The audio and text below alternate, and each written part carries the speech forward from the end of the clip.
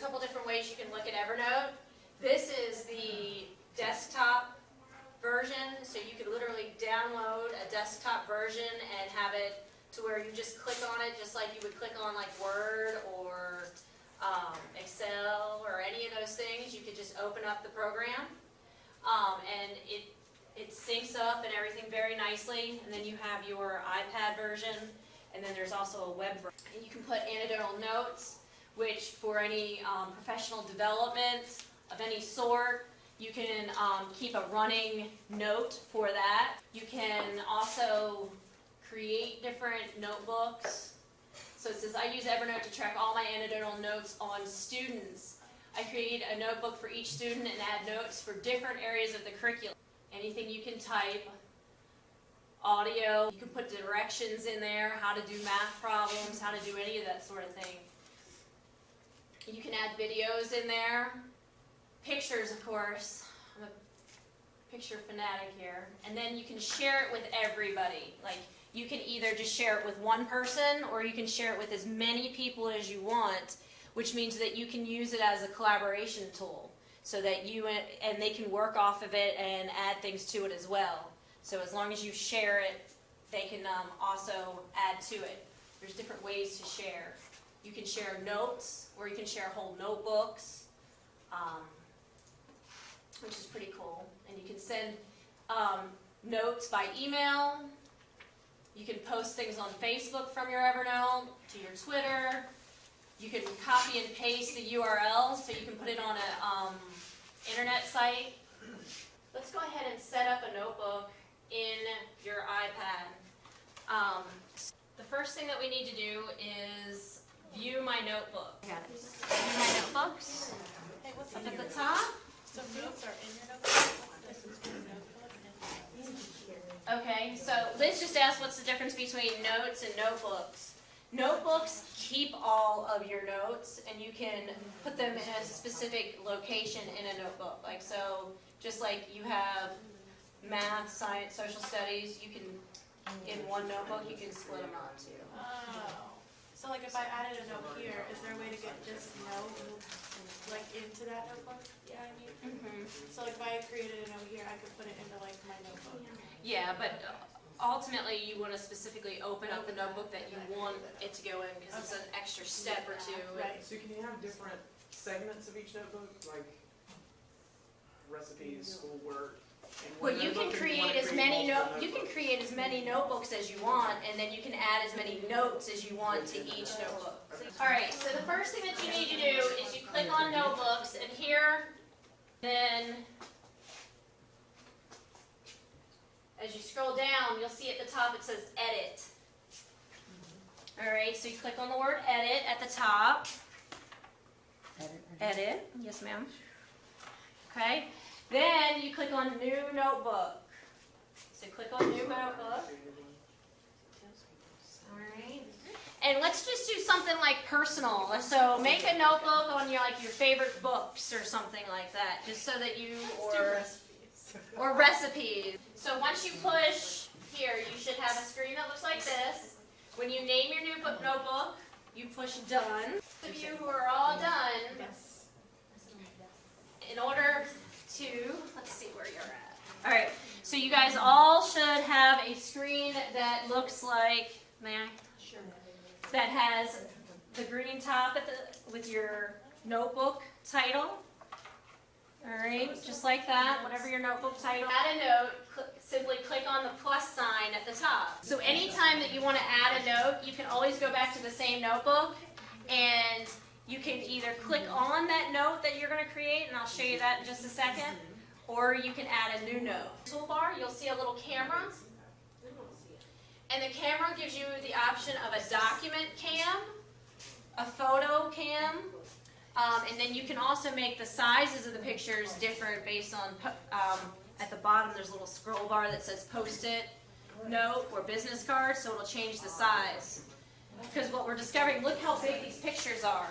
These are screenshots, and they take up a lot of space in an Evernote, but you can make them a lot smaller, too, by just changing the function at the bottom of your camera.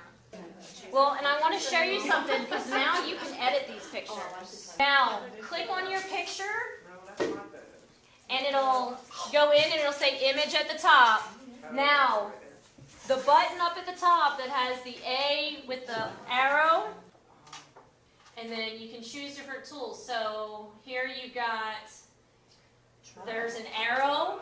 You can change, you can add text. So take a few minutes and just mess with your picture. Try different things, add arrows.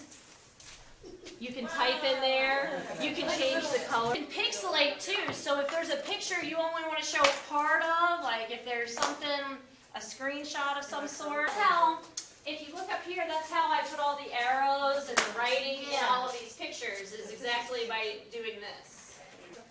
And you just have to make sure that you push save when you're done. I believe there's a save button at the top, because otherwise if you don't push save, it won't keep all your arrows and text. Adding audio is the button right up at the top here, okay? If you punch that little button, it'll start, you'll see a little scroll bar, and you literally instantly start talking. So you start recording. As soon as you push the button, you need to be ready, and you can record whatever you want. To add audio to your Evernote, click on the microphone button in the upper right-hand corner of your note and begin recording. So you can add any sort of audio that you want, and it could be explaining your notes, whatever you choose it to be. Something I want to show you that's really cool on having the desktop version.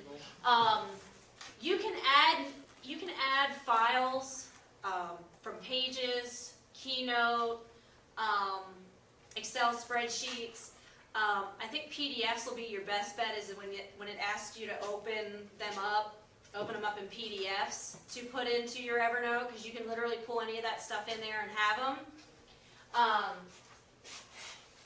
It'll open up a brand new note for you if you want it inside of an old note, like I have here. I went ahead and put Jason Baker's PowerPoint that was sent to us about sharing the public links. I put that embedded in here, okay? If you notice, it's also here. When I went in on my Keynote on my iPad, it didn't give me the option to embed it into the note already. However, you can do it on the computer, on the desktop. So if you download the desktop of Evernote, you can literally pull in any document you want and put it in any note that you want. And it's so easy. Watch, I'm going to minimize this screen. I'm going to pull over this document, and here it is on my desktop, okay? But if I want it to go into this note, I just find the place that I want it, and I drag it in there, and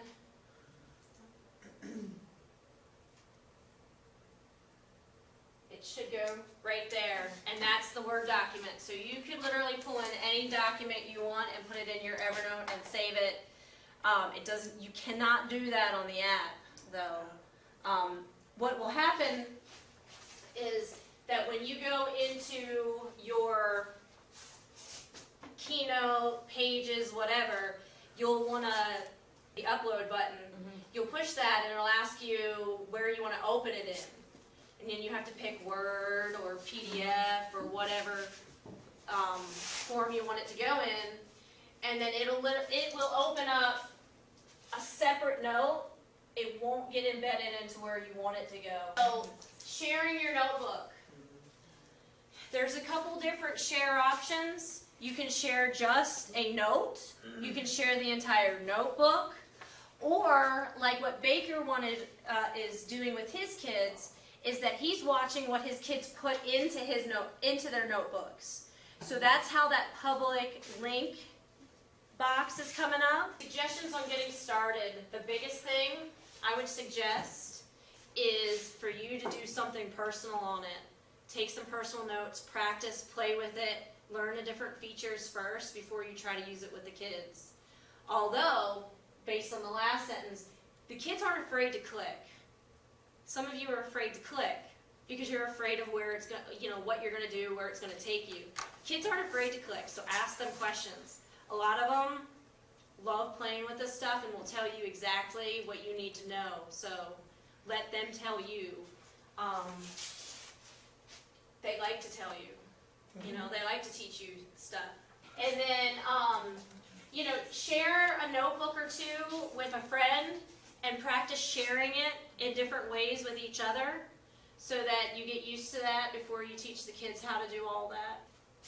And I think just start small.